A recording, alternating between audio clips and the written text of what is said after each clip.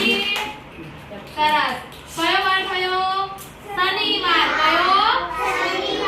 કયા ભગવાનનો વાર હનુમાન દાદાનો તો આજે આપણે ભણવાનું છે તંદુરસ્તી શેનું તંદુરસ્તી તંદુરસ્તી એટલે શું સારી તંદુરસ્તી તરફ આપણે જવાનું છે જે તમે જો આ સિયા જો નાકમાં આંગળી નાખી છે ને એવું નહીં કરવાનું ફાલવી આપણે વ્યવસ્થિત બેસવાનું બરાબર સરસ ચલો પહેલી વસ્તુ કે તમે તંદુરસ્તી માટે તમે શું શું કરશો સવારે બધા વહેલા ઉઠો છો ઉઠીને શું કરવું જોઈએ જો આ ચિત્રમાં દેખાય છે જો લો બધાને બતાવી કોણ કોણ કરે છે બ્રશ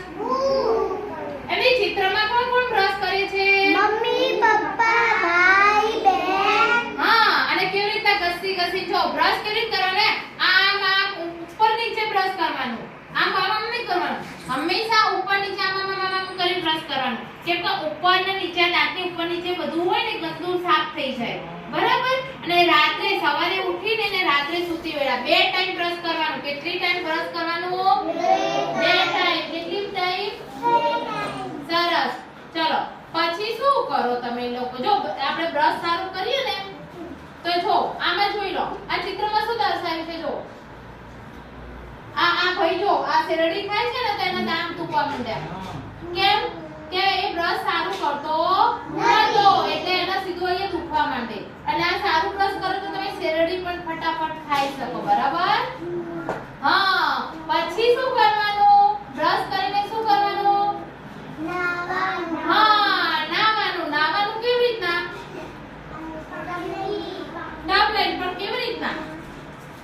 જો આ નાઈ છે ને તો એ સાબુ નહીં દેતી એમને ફટાફટ નાઈ લીધું બરાબર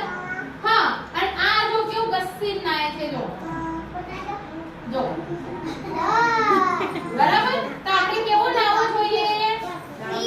ગસ્સી નાવાનું કેવી રીતના સરસ નાયા પછી શું કરવાનું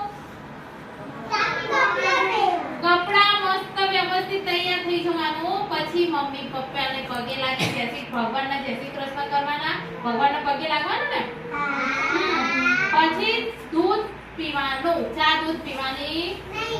નહીં બરાબર ચા દૂધ પીવાના